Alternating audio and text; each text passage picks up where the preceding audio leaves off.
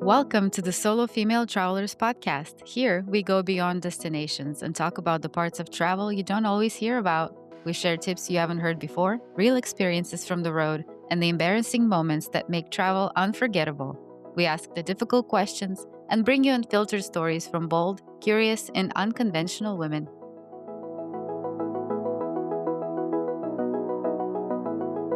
Welcome to the Solo Female Travelers podcast. Today, it will be just me and Meg talking about the tour-related questions that we get asked the most, and I will be the one asking and her answering. After all, she's the one that replies to all our emails and helps guests through their booking process, so she answers most of them anyway.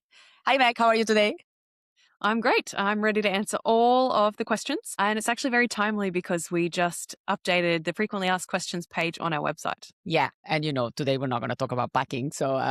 Yes, a lot of people did listen to that podcast. Thank you so much for tuning into that. They can now differentiate me as the one who overpacks from Ma, who carries on. I love the Instagram reel that was made about all of your 27 outfits that you took it for 1 week. Yeah, I feel personally attacked, but also it was true. So, you know what? I'm happy for people to feel they can relate to it. So today I'm playing interview and guest. And to start with, I would like to talk about the 3 most commonly asked questions that almost everybody asks us. And that's, am I too old or too young? And what is basically the average age of the group? Will I be the only one coming solo? And will I fit in? Yeah, so pretty much these are the 3 main questions that we get asked about our group tours. We do have the option on our website to book a call with us. So it's a really great way to put a face to the name. And this is one of the most commonly asked questions. So the first question of that is age range. So what is the typical age range that come on our tours? It averages pretty much 30 to 70. However, we say that age is just a number. So the really nice thing about our tours is that we're very, very vocal on our website about our values. We're very, very thorough in the information that we give about each tour. So you'll see that it's a very long tour page. I appreciate anyone who has fully read the tours because it is a long tour page, but we did make the intentional decision about being very, very thorough in detail so that people could pick the right tour for them. And so that means at the end of the day, because we're vocal about our values and we're thorough in our information, age doesn't really play into forming relationships because women arrive with like-minded attitudes. They have the same values. They have similar interests, regardless of whether they're 70 or 30. They typically identify as reasonably physically active.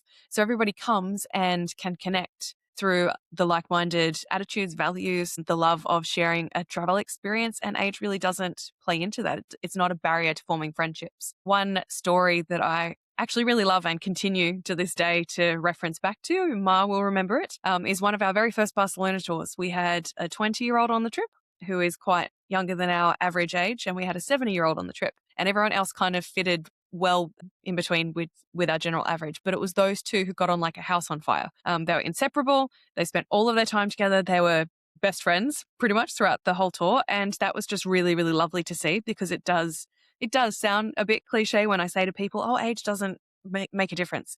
But it's really not. Like, age never really comes up. Women are just very excited to get there to share a travel experience with each other. Everyone comes from different backgrounds. The younger women have something to learn from the older women. I count myself as an older woman too, to be honest. So age, Wow. Yes, it's the most commonly asked question, but we haven't seen that it's a barrier to forming friendships. Yeah, I mean, I completely agree. I go on a lot of our tours, and even though this is the question that people ask the most, but at the end of the tour, most people don't know what the age of the rest of the group are. And there's always things to talk about and things that are common. And even though the challenges may be different in different stages in your life, the reality is that there's always a common topic to talk about. And, the older women may be able to provide advice to the younger women. The younger women may be able to help, the older ones with, the latest TikTok trend or technology or like figuring out how some things work. Some of the older women maybe are talking about menopause or children moving away, or the younger ones maybe considering marriage or children or career progress. But ultimately, all of them share so much in common, regardless of age, at the core of all our tours. And to be perfectly honest, I get on these calls with some of you who are listening, and you're all telling me about how you dragon boat in the morning at 5 a.m. and how you're rowing at 6 a.m. and how you're doing running and sprinting and going to the gym 5 days a week. You're fitter than I am. Like, you're putting me to shame in terms of, so I find that a lot of people are cautious and maybe concerned about their age and about their physical fitness and whether they will fit in. But really, I'm impressed with everybody I get on a call with, and I want to know more about you and your story and your background, and I would love to be friends with you. So it's very it's very interesting once we do get to a tour and seeing that age just really doesn't prove a barrier to those friendships, to forming those friendships. Yeah, and sometimes we feel like we want to be with people that are like us, but the reality is that when we travel, we always end up meeting people and places that are probably very different from the ones that we come from. So what better way to experience that fully than by being in a group of people who are also from different backgrounds to ours, knowing at the same time that most our guests tend to be, somebody who's very passionate about supporting women, feminists, moderates or leaning center or left, progressive, open-minded, respectful, tolerant. And age doesn't really change that at all, right? But anyway, we're not answering the question. So the answer is that the majority of our guests are 30 to 60. But in every tour, there's always somebody older and somebody younger. And that's great. And the diversity that comes with having different perspectives and lived experiences, that's really what matters. And I have so many of the older guests that share advice with younger ones, like you were talking about the grandma with the granddaughter. It's very important to be able to participate in the activities, like you say, and having the physical stamina to follow the program. And that's really what matters more than age. No, that is also in quite thorough detail on the website too. So we made a very intentional effort to put the number of steps, for instance, in each daily part of each daily itinerary. So you might find that we estimate the number of steps. And actually, we don't even estimate it because on most of our tours, so Ma, I don't know if you're wearing it now, but Ma often wears her little Google Fitbit watch. There you go. I have a book. Well, at least on our Australia tour, the first time we ran our Australia tour, we were making a challenge with the guests to guess how many steps we would take each day. And then we were actually physically logging it. So the steps on our website aren't an estimation. We've actually logged that through experience. So we are really thorough with that information too, just so that you can match whether a tour is right for you. Yeah, exactly. So if you don't like spending long days on cars, then you can see that, the amount of hours that we spend or the amount of steps that you do. So like it's more being able to be physically active and, able to follow the program than having an age. But, coming on to the second question that was also the most commonly asked is, how many of them come solo? Yes. So most guests do come solo. Ultimately, we are solo female travelers. We do on any tour have one or two pairs. That might be a mother-daughter, that might be friends. And now that we have been running tours since 2021, so for quite a number of years now, what we have found is that people will come knowing someone from a previous tour. So they might not be in the same friendship circles in their day-to-day life, but they have met for the first time on a previous SFT tour.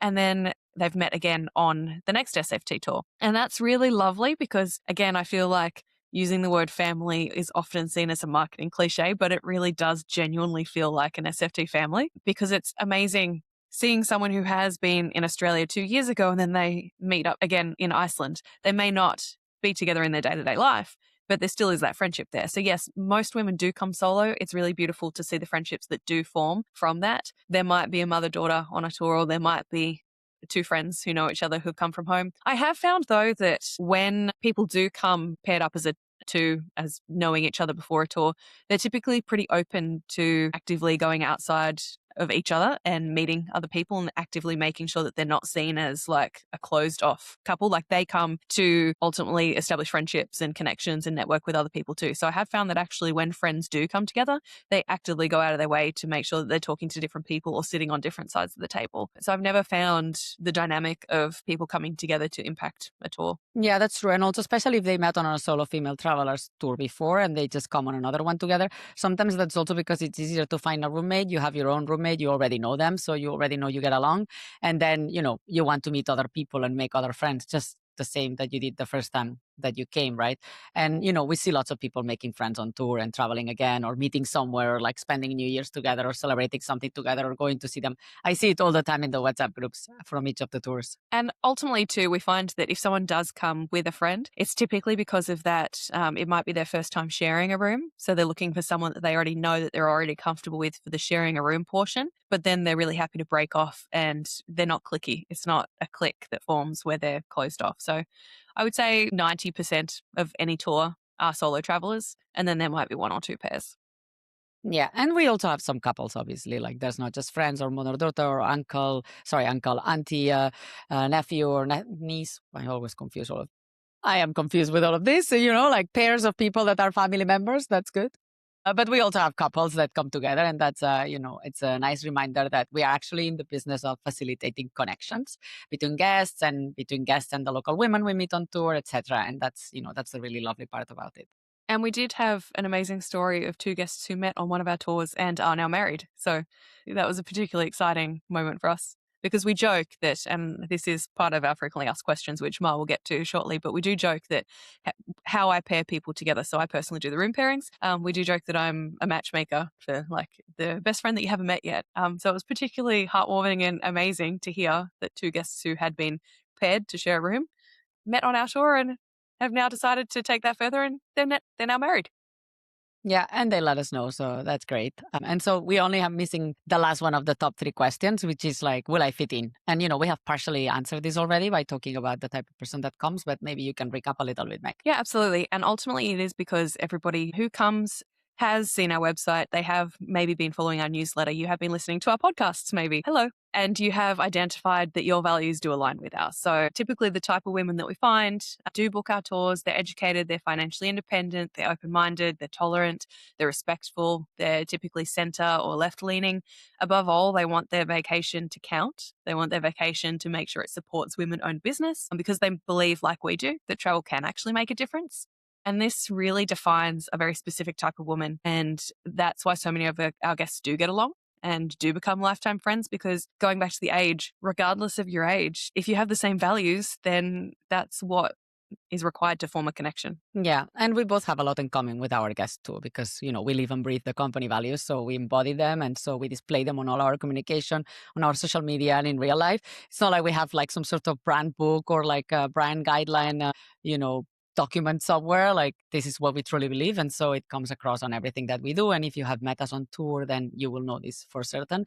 On our newsletter, on the emails that we send out, on our social media, everywhere we display those values and we repeat them regularly. And so the type of person that identifies with us and that wants to travel with us share those values too. And you can definitely tell too, because anyone who receives an email from me, yes, it's not just like a branded email. It usually has exclamation points, and I'm going, thanks, and thanks so much, and hey, fabulous. Like, it's definitely me who writes the emails, as opposed to like a branded kit book. And that there wouldn't be typos if it was written by AI, whereas there's always some typo in my email, because, I've realized by writing these emails that maybe I'm a little bit dyslexic, because I genuinely make typos all the time that I don't see. So clearly there must be something going on. It's interesting though, because I remember you've said a few times now that a guest will book our tour. They've maybe been receiving our newsletter for, I don't know, 2-3 years. And then they say to you in person, oh, I can totally hear your voice now in the newsletters when I read them, having met you. Yeah, I think that they now read my emails, with my voice, with my Spanish accent, which is quite funny, And we are very, very grateful for everybody who emails after receiving our newsletters offering us proofreading services. But at the end of the day, ultimately, I think that would that would take away that would take away Mars' voice from it. It needs to be Ma writing this, like it always has Exactly. been since the last 6.5 years. So, Yeah. And, another way that people can actually see if they are the right type of person for our tours is like they can go to the website and see all the photos and videos that we have there. They are all of real guests of real tours. So you can scroll through and like look at, the type of person that travels with us. There's very much diversity in age and backgrounds and nationalities and, everything. And so if you look through the photos or you look through the hundreds of photos that are all of real tours and the videos, we have many, many video recaps of many of the tours, you will actually see the type of person that travels with us. And it's very diverse. Yes, and we have an amazing videographer, I must say. So the videos are amazing just to watch. But also that is a great tip too for photos on the website. We have a tour gallery on every single tour page, and it's a great way to A, see what type of women book, B, see the age range, C, see the packing list, like what people commonly ask me, what should I pack? And yes, we have packing lists for every single destination on the website. We also have travel tips articles, but the photo gallery pages are a great place to see what women have worn in the past, because they are photos from our tours. We don't believe in stock images. We don't believe in, when we started the tour company, we saw so many other tour companies that just use the same photos and it's a stock image. It's like Amalfi Coast and it's got some lemons, and great. But like, I want to see people actually in the place, and I want to see what it genuinely looks like. So we made a very big conscious effort from the start that we were not going to use stock photos on the website. They are our photos. They are real photos from the tours showing real women. They're not showing models. Some of the women who travel with us are very beautiful. They could be models, but they are real. They are real guests. They are real tour groups. Yeah, and most of the photos are taken by our professional photographers or by myself or by you. So, you can clearly see the difference between the ones that are taken by you or me And or our versus professional they. photographers. For anyone listening, I've been fired from being from photography services. No, I haven't been fired, but we've been putting a lot of resources into me getting better at taking That is a photos. very politically correct way of putting this. Meg, please stop cutting people's fingers off. Yeah. So, well, apparently I cut people's feet off and fingers off. And there have been a few times where I've been on a tour and I've had everyone smiling really nicely. And I've finally gotten everyone into a group and then my iPhone dies. And I have to like pretend and be like, yeah, the photo looks great. You can't see it right now, but like it looks amazing. I'll send it to you later. So typically if I'm on a tour, I'm actually like, I'm decent. Ma used a photo that I took this week on our FAQ page actually. And I'm excited because that means that I'm getting better if she's actually chosen one that I used. Oh, you're so funny. Anastasia and I always laugh at the photos when they come back because we just look for the feet and the hands and the fingers being cut off. I'm getting better slowly over time. But we love you anyway. Anyway, let me ask you some other frequently asked questions that I know you help a lot of guests with payment as well. Tell me more about that. This is also one of the very commonly asked areas. Sure. So you can make payment directly through our website by credit card. There is a credit card surcharge that's charged by the credit card companies. So if you would like to avoid those fees, you can also pay by wire transfer. Unfortunately, we don't take things like check, Zelle, PayPal. We don't take those methods, but we do have credit card or wire transfer. The website directly, once you take your 30% deposit, the website then sets you up in our guest portal. And then after that point, you have the option to make payments in as many different amounts as you'd like before the final payment deadline. So it's basically a self-payment plan feature until the deadline for that final payment. And you can do that by credit card or you can email me and I can send you the details for a bank transfer. Yeah, and this installment payment between the first deposit and when the final balances are due, I know like lots of guests will pay via different credit cards and split the payment so that they can maximize points or set up aside a monthly amount to put towards a trip or, manage their finances however they want. Exactly. And another consideration is that, so yes, there is a credit card fee, but like you said, some guests earn points, so they do prefer to pay by credit card. Travel insurance is another consideration. Some guests have travel insurance through their credit card, but they do need to pay with their card for that to be enabled. So that's another consideration. You also have a lot more protections in terms of using a credit card than you do using a wire transfer. So that also plays a part. I know some of the questions Mari's about to ask me is about the legitimacy of tour companies and the legitimacy and setup of our tour company. But you do typically have more protections making a credit card payment and also a lot more options like rewards, points, travel insurance, like we've said. Yeah. And, like just as you were just mentioning, we are a relatively new tour company. I mean, we're like 6.5 years old, something like that. So, and, there are many, many companies, group companies out there, influencer-led trips, content creator trips, and some of them are illegitimate or they're newly created companies out there without the financial backing or the operational experience to deliver tours successfully and safely. So understandably, many guys want to make sure that we are a reputable company. So what do you say to them when they ask for our credentials? Yeah, so we're a Spanish company. We've been set up since 2020 and we're registered with and don't shoot me, Ma, for my pronunciation here.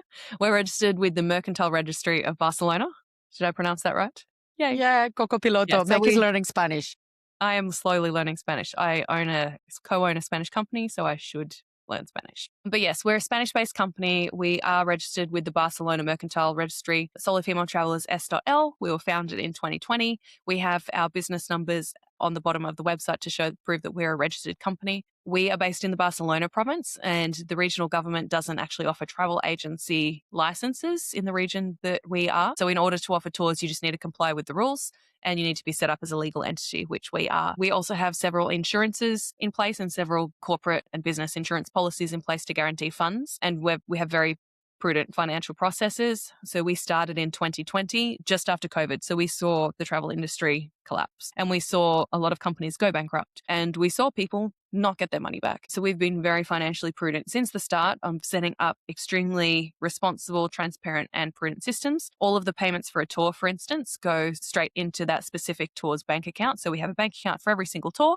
that we run. All of the payments for that tour go specifically into that bank account. That bank account is only used for payments for that trip. So that way we avoid the problem that many other travel companies fell into prior to COVID and that they still face. A lot of other companies use monies collected for a tour to pay for the expenses of that company. And then they don't have money to pay for those tour expenses. And that's why a lot of companies did collapse during COVID. That's a principle that we will never do. We set out that we were going to be financially prudent from the start, be responsible so that we could ultimately also protect the longevity of our company. because we didn't want to collapse. Yes, we do have we are a registered business. We do have everything in place. We've seen a lot of illegitimate companies enter the landscape of tours over the past 10 years, really, and it does cause a lot of problems. It is very difficult to do research and do your due diligence when there is such a landscape of influencer-led tours and new tour companies popping up here, there, and everywhere. But something to look for is a phone number, which we have on the bottom of our website. I personally run our office, so I'm based in Australia. Mar is the half of us who scouts the tours, puts them together, does a lot of the travel. So our primary office is run here from Australia, which is that phone number on the bottom of the website that comes directly through to me. I have Australian business hours, so look for business hours if you're vetting the legitimacy of a website, a phone number you can call, and those company registration numbers. Yeah, and I think that the fact that we started during COVID and we saw so many companies go bankrupt, even very large ones, they had very poor financial management, they were not prudent, they didn't have safeguards in place. And, this meant that a lot of them went bankrupt, and then there were very little protections for customers to recover their money. And so the money was just lost. So we have always been very prudent. We are both very prudent people. So this just came naturally to us. But yeah, let's talk about some more exciting parts of the business. We often say that we are 100% female powered and that we support women-owned businesses. What does this actually mean? Yes, so it means that we do our best to hire only women-owned or women-focused companies on tours. And that means staying at local and women-owned hotels where possible, or eating at restaurants run and operated by local women, organising activities that are led by local women. Sadly, it's not always possible to be 100% female-led. We do have a few 100% female-led tours, but it's not always possible. Even in countries like Spain or like Iceland, which are at the forefront of women's rights in Europe, hotels owned by women are of the same category that we do book for our tours, because we do still have a category that we book. We do focus on luxury premium tours. They're hard to come by. And even in Australia, where I had assumed that Australia was also at the forefront of female rights and female ownership, like I'm a woman with a business in Australia, there were no barriers really that I personally faced. I found it very difficult to find female-led experiences in Australia too. So it is difficult sometimes to find 100% women-led activities, restaurants, hotels. But what's non-negotiable for us is that we will always have female guides. So our guide will always be female. She will always be local. We don't run tours with a male guide. We don't run tours with someone living overseas. I don't believe in me as an Australian showing you around Iceland. A, I can't speak the language. B, I can't tell you stories about trolls and fairies from growing up. I don't have the insight to act on my feet and know how to react if something goes wrong. So our tours are always led by a local. We believe that the guide needs to have grown up in the country, or at least to have been immersed in the culture and traditions so that they can fully understand the smaller details that foreigners don't understand and can't relate to. But Mar is more in charge of that part of the company than I am, of the creating the itineraries and scouting. She has an uncanny knack of even the Australia tour, which I am very proud of personally putting together. Ma managed to find a lot of female-led companies and activities from her excellent research skills and excellent nose for this. So I will hand over to you for this one. So now we're switching roles now. Now I am the interviewee. I'm now the interviewee. This is like, interviewer. This is interviewee. like you're the interviewer, I'm the interviewee, and this is revenge. Well, No, otherwise, just because joking. you have a saying, and otherwise, if I say it, then I'm stealing your saying, because you very much came up with this. Yes, I very much always say that if we don't have a female guide, we don't have a tour. So no female guide, no tour. And, this is something that I get asked a lot. Like, how do you find this business? How did you find this woman? How did you find this place? This I get asked a lot on tour. And to be honest, I don't actually have an answer. There's no like specific decision tree that I follow or science or formula that I follow. It's basically talking to people. The reality is that we find most of the places by referrals, lots of Googling, lots of researching online, lots of reading articles, lots of coming across businesses that could in the future be potentially interesting for us if we were to run a place in a tour in a certain place, and then I take note of it, or then I ask our local guides, then I ask around, I observe, I look at things when I am the destination, I ask hotel, I ask basically everybody that I meet. And then sometimes we just really just create activities and experiences that didn't exist before. Because if I realize that we are in, I don't know, Japan, and Japan is a very spiritual destination, and Shinto shrines and Shinto religion is very big.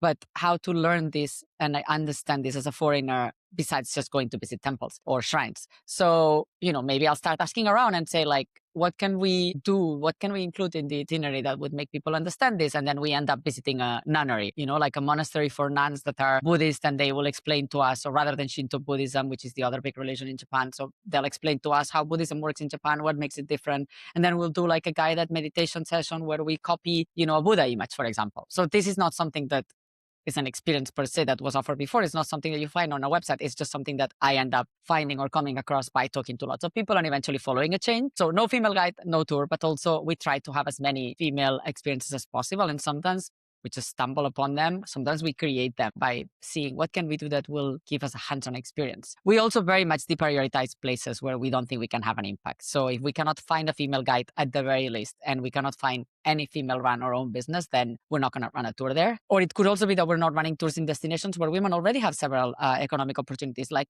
we are a little bit deprioritizing Western Europe because lots of women already have opportunities here. Not to say that things are equal at all, but women have more opportunities here than in other places. And so, we would rather focus on places where we can have a bigger impact, or sometimes we don't do a destination or a place because we haven't found the right partner. Sometimes, supporting women also means that you need to be very flexible. We need to adapt to the schedule, not them to us. And, the needs of women sometimes are very different than if we were to be working with male businesses, right? Women bear the burden of families and responsibilities beyond their own needs. And sometimes, they get called last minute to attend to a family emergency in a way that a man would, or they get pregnant and then need to take time off, like it's happening right now in Scotland with our guide there. Congratulations to Naomi. She will have a child this year. She will have a baby. And so she needs to take some time off. So we need to find a replacement.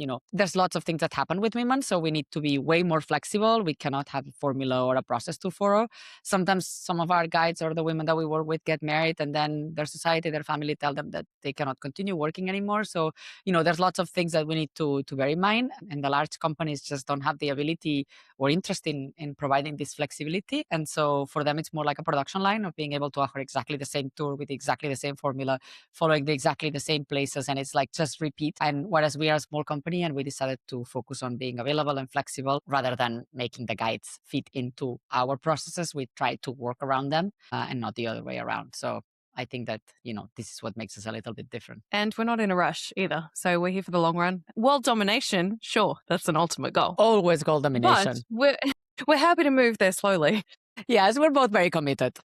I definitely, with the creating opportunities and creating experiences that don't exist, I definitely channeled a what would Ma do for the Australia tour. I was very proud of that. So we have an experience in Australia tour where we stop along the Bondi to Bronte Coastal Walk, and we speak to female lifesavers at the Bronte Lifesaving Club, Surf Lifesaving Club. And that was because we phoned the club. It's not an experience that they typically do. It's definitely not something you can book as a tourist. We phoned them and said, we have a group of women who would love to learn more about what it's like to be a female in this industry. Can you sit down and talk to us for an hour? And they said, yep, sounds great. So we do definitely channeled a what would Ma do in creating experiences and being able to connect with local women in different parts of the country that we're in as well, because we don't believe in painting women in one light or one certain way on our tours. You'll actually meet a lot of diverse. So Ma was talking about the diversity of guests that you'll meet on our tours and other travelers who you'll be traveling with, but you'll also meet a diversity of women, local women from that community and culture, because a big problem we have with the way other tour companies highlight women is that they really buy into this whole poverty tourism style way of projecting women. And yes, while there are a lot of women who are working cops in various countries across the world, there are also women who are smashing down glass ceilings and female entrepreneurs. And there are also female activists who we speak to on our Morocco tours, for instance. So you'll also meet a diversity of women in the countries we visit. Yeah, and we try to highlight women who are in male-dominated roles. Like, again, remember in Japan, because it's the last tour that I've been on, we have no mask maker who is a woman. No masks, like the no performances are a style of performance in Japan that's like mostly silent, and that the masks are used to portray a specific character. And most of these masks, they are carved on wood and they were made by men. And so she's a woman in this industry. So we like to highlight the perspective of women. Also the same with the lifesavers. We were talking about Bondi Beach and, Bronte Beach and all of that part of Sydney that's very famous for the beaches and, the lifeguards, and for all these programs on TV that highlight the lifeguards and everything that they do and life on the beach and so on. And we thought, what can we do for people to understand this better rather than just looking at the nice beach? And that's how the idea of the lifesavers talk came up, right? So this is normally what happens. We think about, okay, what's iconic from a destination? What is something that's like very typical of that place that's not commonly found in other places? And how can we incorporate that aspect, that perspective, that point of view, that lifestyle, that practice, that craft, that art, whatever it is, into the tour in a way that's meaningful and that is just personal. And that's how we come up with experiences that were not available before. We just create them ourselves. So, we are very committed to solo female travelers as a long-term project. So continuing with the questions, many guests want to talk to you or want to talk to somebody rather than just communicating over email, right? So how can they do that? Yeah, absolutely. So we are always available. Like Ma said, we're committed to this as a long-term project. So we're available by email. We're available by WhatsApp. There is a WhatsApp chatbot on our website, which comes through to this beautiful thing. If you're watching on YouTube, this is my phone. Comes through to both And my Ma phone. yes, and your phone. So WhatsApp comes through directly to both myself and Ma. So we personally answer you on WhatsApp, depending on who's awake at the time. Otherwise, we do get back to you within 12 to 24 hours if we're not live at the time that your question comes through. It's not AI. We made a conscious decision not to implement AI bots to answer questions for our tours. We personally handle it. So if you email us, I'll personally answer you. If you WhatsApp, one of myself or Ma will answer you. There is also an opportunity on all of the tour pages to book a call with us. So you can jump on a video call where we can help answer any questions that you do have about the tour. And then that's a one-on-one personal conversation. My phone number is there because I do work Australian business hours. I do put my phone now on silent when I go to bed at midnight. So if you do call and there's a missed call there, I will call you back or answer within the following business day. But there are a lot of different ways to get in contact with us. And we are very responsive. We do reply within 24 to 48 hours. Yeah. And if you call or you book a video call, you will speak with one of us. Mostly you, because I'm the one that travels. But yeah, it will be one of us in person. It's not going to be somebody from our team. It will be either you or me, which sometimes people get quite surprised by. And well, we set up the company to be personally involved. We didn't create this company so that it grows so big that we're out of touch. We want to always know, we actually take a lot of pride in the fact that we know our guests and that we do have our finger on the pulse and we do know what's happening because we are personally involved. This was our dream and this is our passion. We always will be involved. We don't want to grow so big that we lose touch with why we started, lose touch with our guests. I can probably tell you because I do handle the personal details and handle the bookings and the reservations. You tell me a guest's first name, I can probably tell you their last name and their birthday off the top of my head. Also takes a lot of people by surprise. One of my favorite memories is recently on the Greece tour that I was just on, where we have 40 women on the tour. And I set a challenge. So we start our trip at brunch. The 40 women, I said to everyone, by the time we board the ship in 3 hours' time, I'm going to go around the room and have every person's name. And we boarded the ship and sure enough, managed to go around the room and have every single person's name because I know your names on paper. I email you for close to up to a year sometimes before a trip. So I have everyone's names in my head. It's just putting your face to that name. So that was a really special moment. But you speak to the two of us. I have started putting personal lifestyle boundaries in place where I'll stop. I used to pull over to the side of the road if I was driving and a WhatsApp message came through so that I could answer right then and there. I've now realized that people understand that I can get back to you within an hour. But we do take it very personally that we are responsive and that we do give you the answers that you're looking for because we do care very deeply that you book the right tour for you. Yeah. And, sometimes we will answer and we will let you know that we will get back to you because the fact that we are on our phone does not mean that we are in front of the computer. So we may not be able to answer that without our computer. And so, if we work 8 hours, each of us, that also means that there's 8 hours where neither of us is in front of the computer. So when we tell you that we will get back to you, sometimes it's because we just don't have access to that information, even though we are there, or because there are things that we just would rather not, or they are not suitable for WhatsApp because we need to have the history and we need to make sure that we double check things and we give you the right information before answering. And WhatsApp, sometimes the messages disappear. And so if you book something for a year and a half from now, we want to make sure that the information is not lost. And so email would be the better way to reach out to us. So let's move on to some of the other parts of the tours and the inclusions. I know that, the inclusions change per tour, but in general, what are the things that are and are not included in our price? Yes, so all of the detailed inclusions, they're very detailed on the website. So our tour pages have a lot of detail in the day-by-day itinerary. It lists what is included, but then there's also an inclusions and exclusions section on every single tour page. So if you jump to that section, you'll see very clearly what's included and what's not. But in general, all of our tours include accommodation in 4 to 5-star hotels. There are a few exceptions, Kilimanjaro obviously being one of them. You're not staying in a 4-star hotel if you're climbing Kilimanjaro. But the majority of our tours do stay in 4 to 5-star hotels, breakfast and at least lunch or dinner or both. All of the activities, except for those that are specifically offered as an optional extra, and any ground-based transport. So that's always in private minibuses or private minivans. Some tours include domestic flights. So none of our tours will include your international flights. We'll all meet at the tour destination. You arrange your flights to the destination yourself. However, if there are domestic flights included in our itinerary, for instance, our Egypt tour, we take 3 flights as part of the itinerary to see different parts of the country.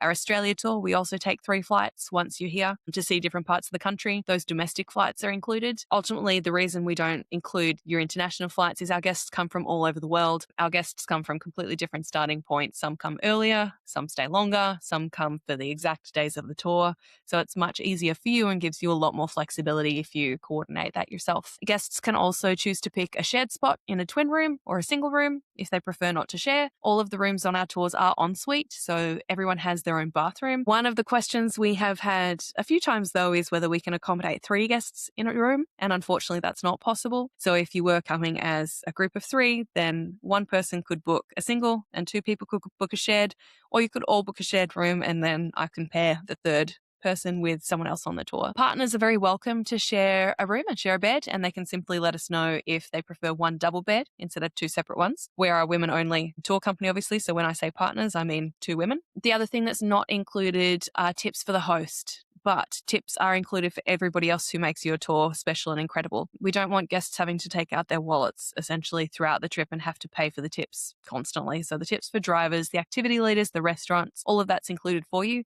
The only person you need to consider tipping is our tour guide at the end, and that's if you feel that it's deserved. And lastly, some of our tours do include a professional photographer who takes photos on the tours, which we share with guests. So these are included in the price, and this is something that we send to you after the trip, usually 3 to 4 weeks afterwards, so that there's time to edit.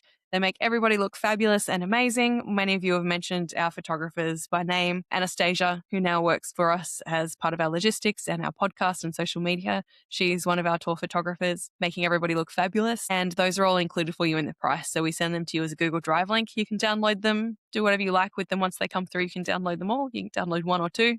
You can frame them, share them with your family and friends. Torture them, like with your wedding photos. Torture them. Torture them with all of your photos. Make them sit down and watch a Oh, presentation of all of your photos of the tour. I was We used to do this before.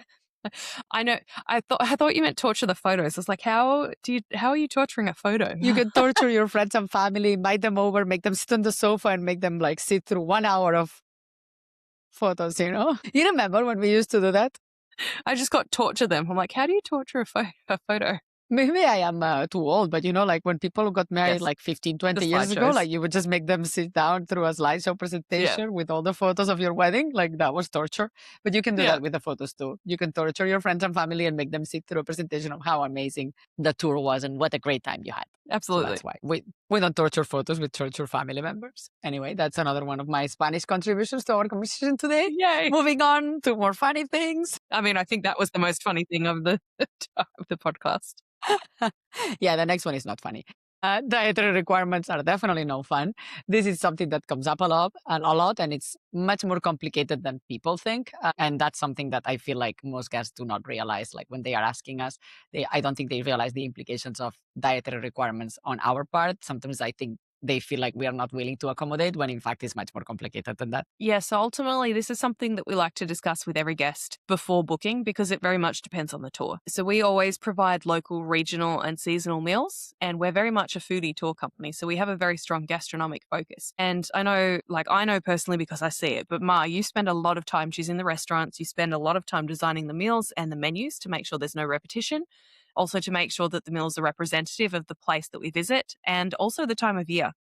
Also that the meals are sustainable and that they're ethically sourced. So, for example, I know that some of the restaurants that you work with, they avoid imported food and they also avoid foreign restaurants. So, for instance, we don't believe in offering imported salmon from Alaska in Spain or even just like chicken in the Swedish Arctic. It's not something that exists there. They're not bred there. Or taking guests to a Mexican restaurant in Italy. That's not part of our ethos. So to stay true to the regional and the seasonal food in each destination, we stay within the recipes and we stay within the traditions of that place. And not all countries are well versed in dietary requirements or dietary needs. I know that, for instance, you came back from Japan, Ma, and the word vegetarian doesn't exist in Japan. No, they just use the English version, the English word. If you want to say vegetarian, you say vegetarian. There's no Japanese word for vegetarian. Yes, so ultimately, whether we can accommodate a certain dietary need or not, it very much depends on the destination, the country, the itinerary that we put together. We do have some tours like Bali, the Caribbean, Australia, Oaxaca, Ecuador, the Galapagos, Tanzania, Iceland. These places can all really easily accommodate a lot of dietary needs, be it vegan, vegetarian, gluten, lactose-free. But we do have some other destinations which just aren't the best when it comes to making accommodations, and that is because of the nature of our tours. So we are very conscious of being transparent with guests about that. We do list this on the website when someone books and lists their dietary requirements, we will have an open discussion with you to tell you exactly what that means for you and exactly what the meals will be. But at the end of the day, I don't want you spending the money on a premium tour and then showing up and not being able to eat. It's not a good experience for you. So we are very conscious about being just very transparent about that. We are a foodie tour company. We stand for the values that we stand for. That does mean that, unfortunately, it's just not possible for some of our tours to accommodate dietary requirements. So, for instance, Japan, unfortunately, we can't accommodate vegetarian or vegan diets because most of the meals that we have don't actually have replacements for those people who don't eat meat or don't eat fish. And in fact, if you don't eat fish at all, finding meat alternatives everywhere is actually really difficult. We have lunch with ama divers and they actually cook the fish that they caught that day. We have a private sushi dinner with a female chef, which is another experience Mark created. And in both cases, if you don't eat fish and if you don't eat meat, you're essentially left with boiled rice because there's no alternative. So it's not because we don't want to accommodate. It's just because the way we've designed our tours is in line with our values and our ethos as a company. And that means that, unfortunately, it is very difficult in some situations to cater to some dietary requirements.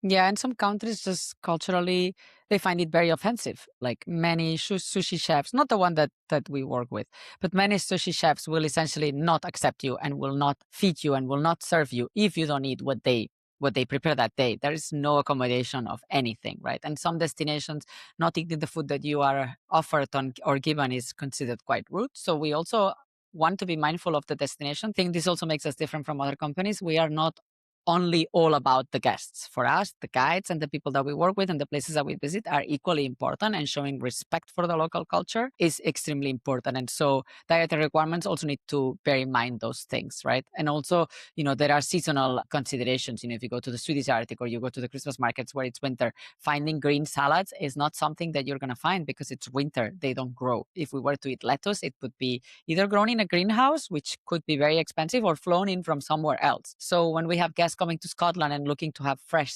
green salads and things like that, that's just not what's eaten locally. They eat root vegetables. They eat things that are cooked.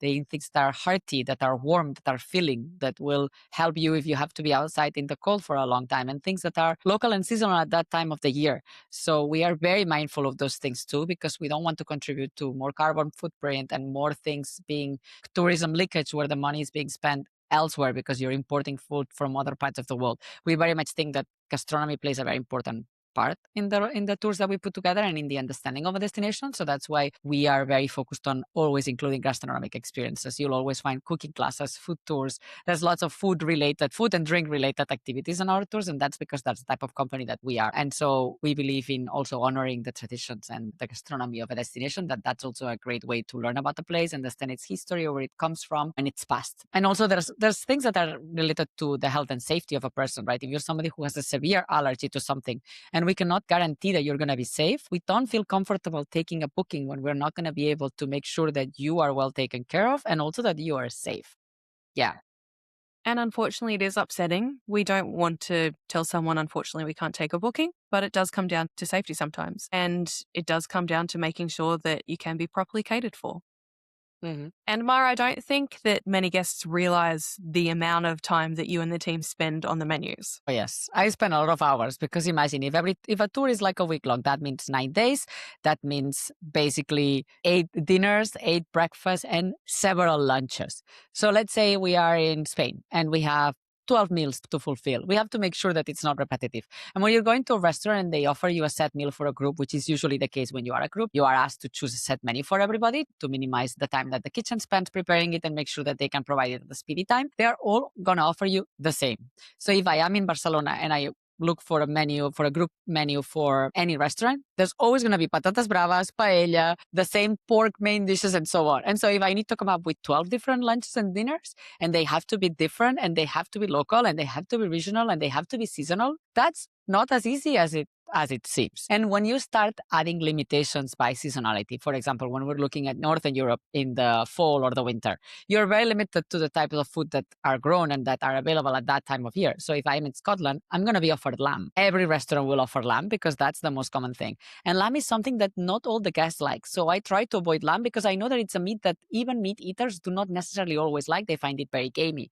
And when it's not lamb, then they're going to offer me other game meat like venison. And so when I start removing things that are not super common or things that many guests do not like, or, we're talking haggis, which is a very typical Scottish dish that is going to be offered everywhere. I have to remove haggis. I have to remove lamb. I have to remove game meat like venison. In the end, I'm left with very few choices. So it's very difficult to offer variation and to offer things that fulfill all these requirements. And I don't think guests realize the amount of time that I and the rest of the team spend coordinating all the meals amongst all the restaurants. And then let's add some dietary requirements. No, I'm vegetarian. No, I'm vegan. So I remove ingredients.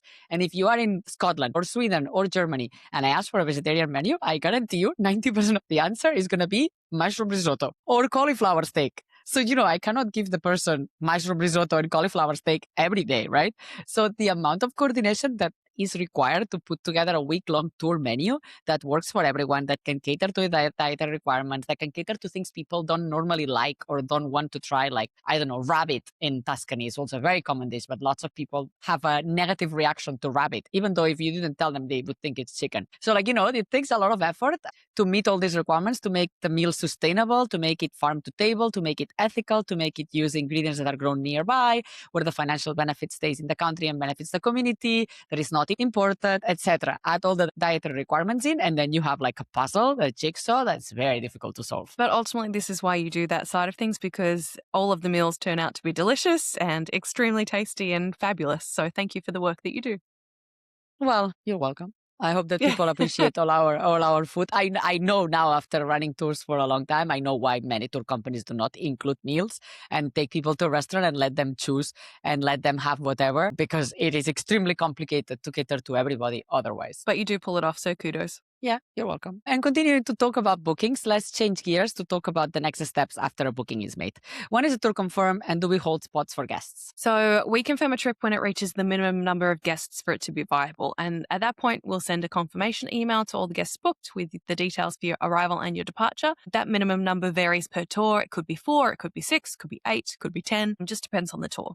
And then, do we hold spots? Simple answer is no. So spots on tours are on a first come, first served basis. We don't hold spots anymore. So when you're ready to book, you can just head over to the website and you can reserve your spot. Yeah. And after the guests have booked, many want to know what the rest of the travelers on their tour are like. So how do they find that out? Yes. So at around the 3 months before a trip, we create a Facebook group with all of the guests in it for them to connect if they wish. That's optional. You can join that Facebook group to start connecting with other women on your tour, to exchange travel details. A lot of women link up for activities pre-tour if they're arriving earlier. We then also create a WhatsApp group 5 days before a tour, and we use that for coordination in the lead up to the tour. And we use that during the tour for the guide to communicate with all of our guests daily. If you're sharing a room, then you find out who your roommate is on the first day of the tour. And talking about roommates, you are famous for your room pairing skills. We've talked already about the 2 travelers who didn't know each other and now are married. How do you choose roommates? Yes, so I essentially choose roommates based on the information that you tell me about yourself in the portal. So when you make your booking, you then have access to our guest portal, and that has a series of guest information tasks. And you might just try and quickly fill these out as quickly as possible, but I ask that you please do tell me about yourself. Tell me about your interests. So I primarily pair people based on age, but if there's somebody who is a retired teacher and I see that somebody else is a retired teacher, I might pair you together thinking that you have a lot in common and you have a lot to talk about. Then additionally, it does help seeing how women interact within the Facebook group that we set up 3 months prior.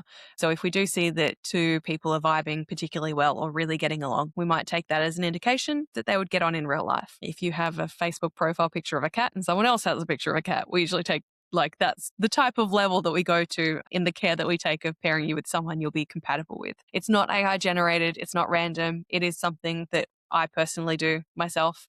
And when we get a tour like Greece, which has 40 women, or a tour like the Caribbean, which has 100 women coming up, it becomes a bit like a Tetris game of Tetris, to put people together in the best possible pairings. But we do like to think of it as meeting the best friend you haven't met yet. So we take a lot of pride in attempting to put the room pairings together really consciously, really thoughtfully. There are a lot of lifestyle habits that you'll need to make accommodations for just naturally as part of the concept of sharing a room. But we do put a lot of thought and effort into pairing you as best as possible and as well as we can. Yeah, and in the portal we have information like your sleeping patterns, whether you're a night owl or you're an early morning person, or whether you smoke or not, drink or not, what your dietary requirements are, and so on. So there's lots of things that we actually know about guests. Oops. Did I run out of questions or did I forget to copy the rest of the script that I wrote? Nope, you have run out of questions. Now, I think we're naturally coming to the end of our time anyway. But if we've not answered any of your frequently asked questions that you have today, we do have a frequently asked questions page on the website. As you've probably gathered, we're very type A personality people. We like detail, we like transparency, we like being as thorough as possible. So a lot of the questions that most people ask us, we do put out there on the website. There is a trip resources page on our website too, which has the packing lists for every tour. It has the travel guides we write for every tour, which can help you prepare yourself ahead of the trip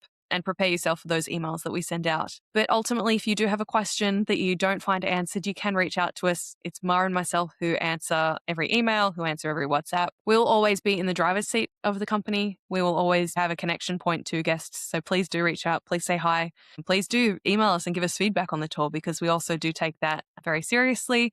We commonly use guest feedback after a trip to improve future tours. So reach out anytime. It's the two of us. Thank you so much too for listening to our podcast, because now on a lot of guest calls, we are hearing that you are enjoying the podcast and that you are putting faces to our names. So that's really lovely to hear. Thank you so much for being part of our community and yes, tuning in. Yeah, we like to prepare for the worst and hope for the best. And like I always say, I would rather sell you a pair of trousers that you don't like than sell you a pair of trousers and you thinking you bought a skirt. So, that's why we are so detailed with everything, so that Where you are know. I was like, where are you going with this? I've never heard this analogy before. What? I never told you this before? This is what happens Absolutely. when Margot's off script.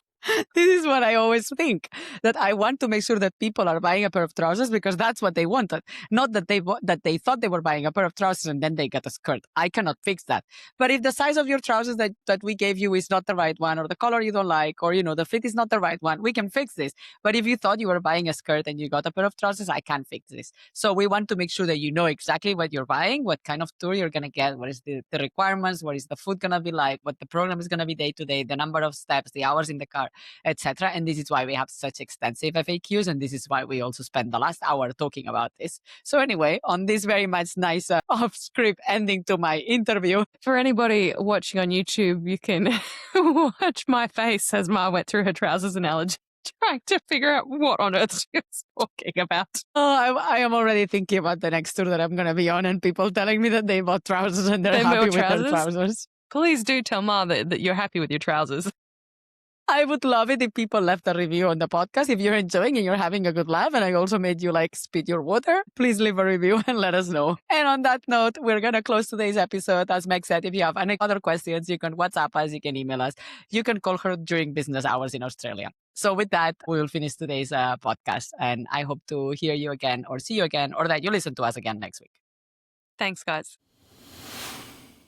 It's time for this week's embarrassing travel story. We'll call this one the false alarm. This one is from Anonymous, and here's her story. I'm sorry ahead of time, but this isn't a solo travel story. It's a pretty embarrassing story, though, so I'm going to tell it. I was staying at an Airbnb with my kids, and we were getting ready to check out that morning. Bags were mostly packed, everyone was mostly dressed, and all we had to do was eat breakfast and take the trash out and then head out. My kids decided to make themselves some toast while I finished packing up the last few things. I was checking up on the bathroom, and I started to smell smoke. At first, I assumed someone had just left the toast in a little too long, but then the smoke alarm started going off. First in the living room, and then all the rooms went off in a chorus. Thankfully, the kids hadn't actually burnt anything, and as far as we could tell, the toaster must have just had some old crumbs or bits at the bottom from previous use, and they started smoking once it was heated up. Of course, none of that mattered to the smoke detector. So there we were, opening all the windows, waving towels around, silencing the alarm with the bottom of a broom. A bit of a chaos.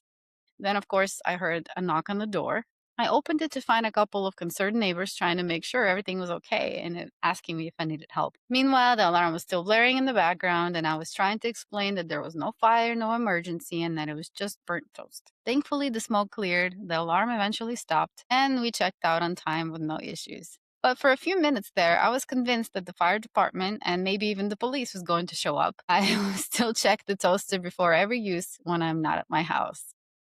I actually do the same thing. Thank you so much for sharing your story with us, Miss Anonymous. If you have an embarrassing travel story of your own, we'd love to hear it. You can submit yours on our website at www.solofemaletravelers.club.